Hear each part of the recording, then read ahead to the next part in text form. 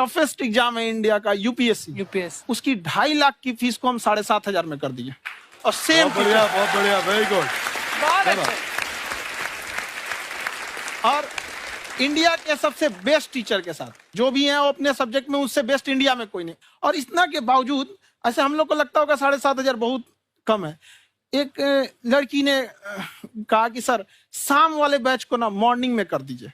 हम कहे बाबू तो इतना सबके इंडिविजुअल से तो बैच ट्रांसफर नहीं, तो क्या प्रॉब्लम है? उसने कहा ना शाम में हमको दूसरे के यहाँ बर्तन मांजने जाना होता है। तो हम लोग को लगता है कि जितना ये तकलीफ इससे कई गुना जाते हैं। और कई बार तो ऐसा लगता है कि वो भी ना ले। एक लड़का बेचारा नदी से बालू निकालता था और वो बालू को भरता था, फिर नाव बालू को किनारे लेके बेचती थी और वो बालू भरता था, उससे मेरी फीस ले आया। हमारा हाथ कांप गया, हम कैसे फीस ले लेंगे यहाँ पर। बहुत बढ़िया। उसी दिन हमने ये प्रण लिया था कि भारत का कोई भी बच्चा उसके सफलता में पैसा उसकी बाधा नहीं बनेगी, चाहे उसको जितना भी पढ़ना रहे यहाँ पर। क्या बात। और अर्चना जी, मैं इनके बारे में एक बात, खान सर आपके बारे में मैं एक बात कहना चाहता हूँ। इनका जो स्टार्टअप है ये बूटस्ट्रैप्ड है। अच्छा, मैं साधारण भाषा में बता देता हूँ, ये सेल्फ फंडेड है। इन्होंने अभी तक किसी और से पैसा नहीं लिया है। ये इन्वेस्टर के पैसे से नहीं, इन्होंने खुद इसको बिल्ड किया है। और बल्कि इतना स्ट्रॉन्ग स्टार्टअप है ये कि मैं कहूंगा कि अगर इन्वेस्टर्स को इन्वेस्ट करना हो तो मैं इंडोर्स करता हूँ ऐसे स्टार्टअप्स को। यही सब चीजों को देखते हुए कई लोगों ने धमकी भी दिया था वहां पर। अच्छा। और उसके बाद बम चला दिए और 7-8 बम चला दिए और कुछ ब्लास्ट हुआ। एक बेचारा नया लड़का आया था एडमिशन लेने के लिए, उसकी स्कूटी उड़ा दिया। वो आया था, कहा कि सर हम तो पढ़ने आए थे, हमारा स्कूटी उड़ गया। हमारी ऑफिस उड़ा दिए सब। एक तो पास में आके गिरा और नहीं फटा वो।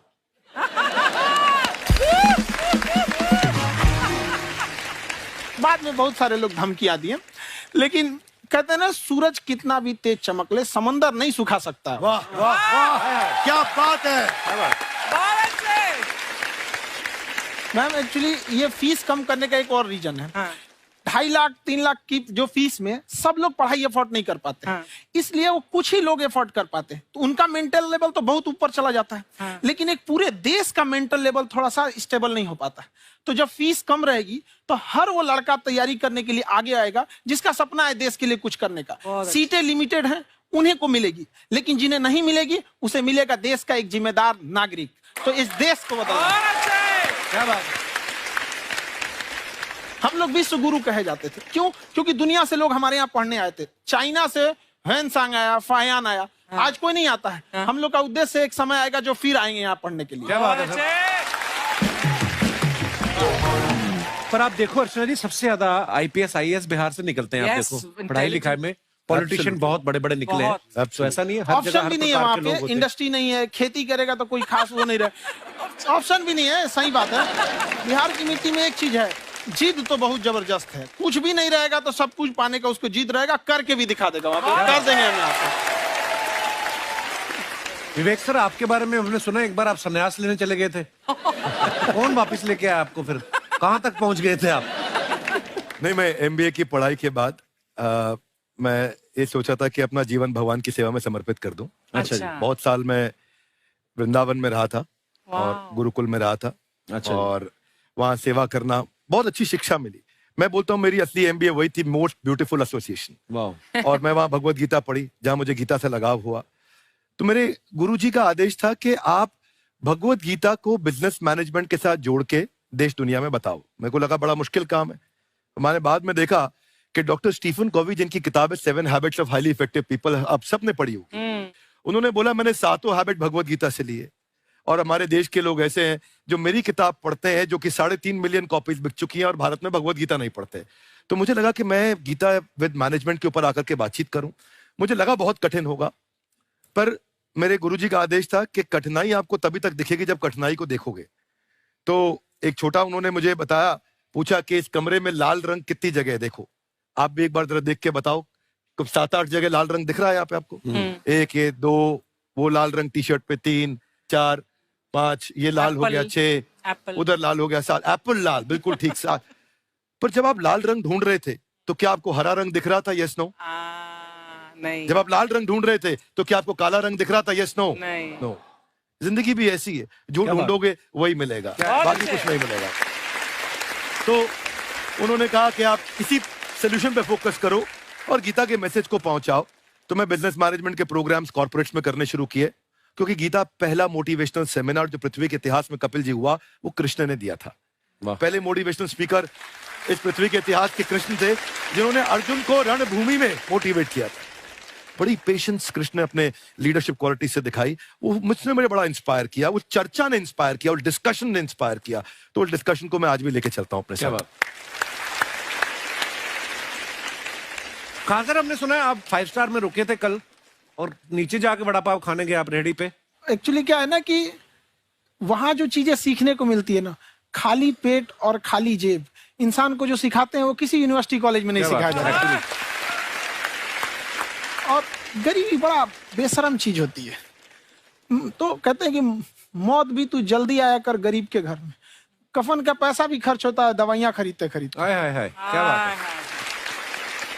और खान सर की खासियत ये है कि जिसको तो पढ़ना है, जिसको एजुकेशन चाहिए, वो तो इनका वीडियो देखते हैं, लेकिन वैसे भी कई लोग, जैसे अर्चना जी बात करी थी, कहती मैंने जब देखना शुरू किया तो मैंने बैक टू बैक इतने सारे वीडियोस देखे, क्योंकि आपका जो तरीका जो बोलने में, एक तो इनकी जो टोन है पढ़ाने में, और साथ साथ में जो ह्यूमर आता रहता है, तो उसकी वजह से और भी इंटरेस्टिंग हो जाते हैं आपके वीडियो। शुरुआत में हम लोग जब स्टूडेंट लाइफ में थे, या हम कई स्टूडेंट को भी देखते हैं, वो बेचारे जब थक जाते हैं तो आपका शो देखने लगते हैं। तो शुरू में हमको लगता था जब कि अरे ये हमारी पढ़ाई उसके लिए है, लेकिन पढ़ाई में थक जाता है, शो देख के नहीं थक जाता। तो हमने सोचा दोनों को मिक्स कर देते हैं। तो हमने उसको, और आज आपको पता नहीं हमने भी यही किया है। मिक्स करने। हमारे एजुकेशन सिस्टम में 2 कमी है, एक एजुकेशन की, दूसरा सिस्टम की। आप पटना से हैं ना? हाँ। हमें भी पटना पसंद है। बस कोई पटाने वाला चाहिए। नहीं, मजाक नहीं कर रहे हैं। आपका जो चैनल है, हम दिन में 10 बार आपके चैनल को सब्सक्राइब करते हैं। अरे हाँ, और बेल आइकन तो हम इतना जोर से दबाते हैं कि बाकी यूट्यूब वाले बाहर निकल के देखते हैं कि ये कौन है जिसने इनका चैनल इतना जोर से दबा दिया बेल आइकन। बुढ़िया, तो ये शर्म नहीं आती है? आते ही फ्लर्ट शुरू कर दिया ना तूने। तो जाते हुए करते हैं क्या? विवेक जी नमस्ते। आपसे काम था छोटा सा, कर देंगे आप? ये क्यों करेंगे? नहीं, गुरुजी हमेशा अपने वीडियो में कहते हैं कि विवेक से काम लो, विवेक से काम लो।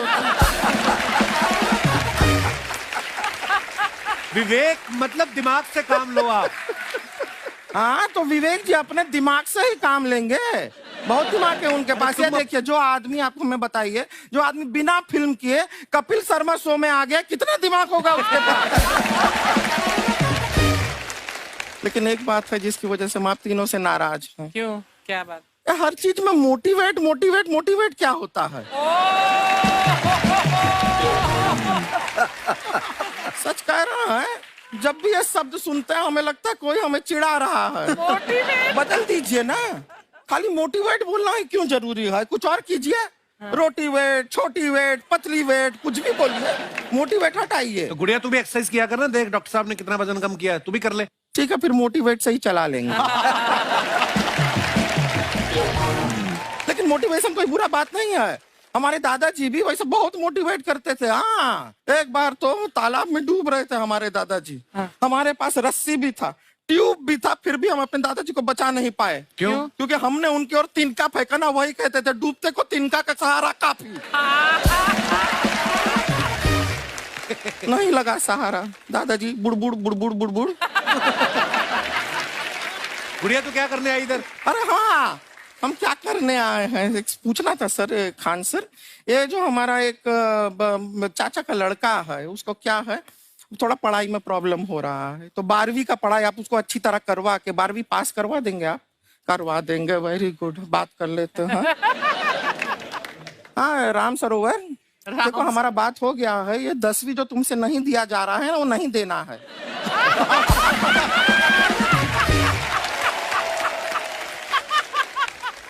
टेंशन नहीं है, 10वीं का खान सर से बात हुआ, ये सीधा 12वीं पढ़ा के पास कर देंगे। अरे ऐसे नहीं होता, पहले 10वीं पास करनी पड़ेगी, फिर 12वीं होगी ना। ऐसा कोई जरूरी नहीं है ये सीक्वेंस। हमारे मौसा जी थे, उनसे ना 10वीं हुई ना 12वीं हुई, अभी 3 दिन पहले सीधा उनकी 13वीं हुई। एक्चुअली क्या है, पढ़ाई लिखाई का हमको बहुत ज्यादा नॉलेज है नहीं। गांव में पढ़े हैं ना सर, स्कूल कहाँ होते थे अर्चना जी, गांव में स्कूल नहीं था, पेड़ के नीचे पढ़ते थे हम। यहाँ तक कि हमारे पास ब्लैक बोर्ड भी नहीं था। हमारे मोहल्ले की जो भैंसिया थी उसको खड़ा करके टीचर उसके ऊपर लिख के पढ़ाती थी। मजाक नहीं कर रहे हैं।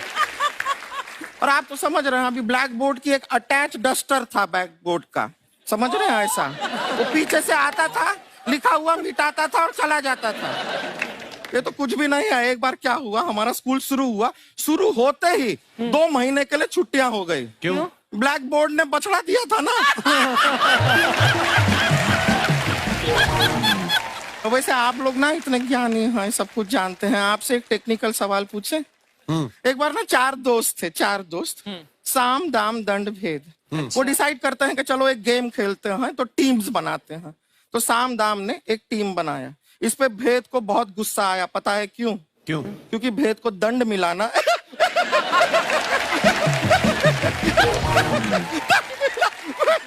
ये सिर्फ हंसती नहीं है सर, थोड़ा सा पेट्रोल पिला दो स्टार्ट भी हो जाती है। इतना है कि और भी बता दीजिए, जब हम बीमार होते हैं हम डॉक्टर के पास नहीं मैकेनिक के पास जाते हैं, और डिटेल दे दीजिए। ऐसा कुछ नहीं है सर, ये बोलते हैं खाली। लेकिन अभी एक रिक्वेस्ट था सर, हमारा एक भाई है, पुरुषोत्तम नाम है उसका, वो गांव से आया हुआ है। आप लोग थोड़ा उससे सब बातचीत करेंगे, थोड़ा उसको प्रोत्साहन देंगे। और शर्मा जी, आपसे भी एक रिक्वेस्ट था, आपसे हमने कभी कुछ मांगा नहीं है। पुरुषोत्तम आएगा ना, एक बार बस उससे कह दीजिएगा, पुरुषोत्तम तुम कितने हैंडसम हो। मैंने देखा ही नहीं अभी तक। तो देख के बस बोल दीजिएगा तुम ठीक है। कितने हैंडसम हो, ऐसा बोल दीजिएगा प्लीज। ठीक है। हम बुला लेते हैं पुरुषोत्तम।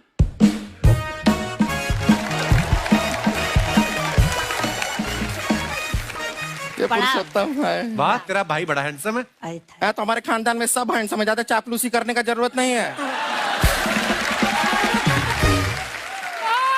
देखा हमारा यहाँ पे कितना चलता है। एक नंबर दीदी, एक नंबर। सब लोग हैं, नमस्ते कर दो। ये बड़ा अच्छा लड़का है, गांव में ना भैंस चराता है, इसको थोड़ा मोटिवेट कीजिए ना। नहीं तो मतलब भैंस चराता है तो मोटिवेट करके क्या होगा, शेर चराएगा बाद में। अरे शेर चराएगा तो शेर इसको चर नहीं जाएगा। नहीं नहीं, ऐसे हम खाली कह रहे हैं, तुम्हारा चेहरा थोड़ा बकरी जैसा है ना, तो वैसे ये सब बड़े बड़े लोग हैं। इनको बताओ कहा क्या बनना चाहते हो जीवन में आगे? HR। HR? अरे वाह, देखे कोई बड़ा कंपनी में ह्यूमन रिसोर्स का काम करेगा ये। अरे HR मतलब दीदी Hrithik Roshan, tiny tin tin tiny tin tin. ना जूता पहनने का काम किया करो, जूता खाने का नहीं। काम किया है, कुछ बड़ा किया है लाइफ में? किया है ना दीदी, एक बकरी के बच्चे को बड़ा किया है। तो क्या जिराफ बना दिया बकरी के बच्चे को? अरे कुछ अलग किया है। हाँ दीदी, अलग किया है। वही बकरी का बच्चा भैंस का दूध पीने जा रहा, तो हमने उसको अलग किया है। इससे नहीं होगा, मैं रहने दो, इधर आओ। ये देखो इतना बड़ा बड़ा लोग बैठा है, इनके सामने ऐसा बातें करोगे? इनसे मिलो, इनसे मिलो। विवेक जी तो कितना मार्केट के बारे में भी जानते हैं, मार्केट का कोई सवाल पूछो इनसे। सर परसों जो है मार्केट में हमारी साइकिल गायब हो गई, आपने देखा है क्या?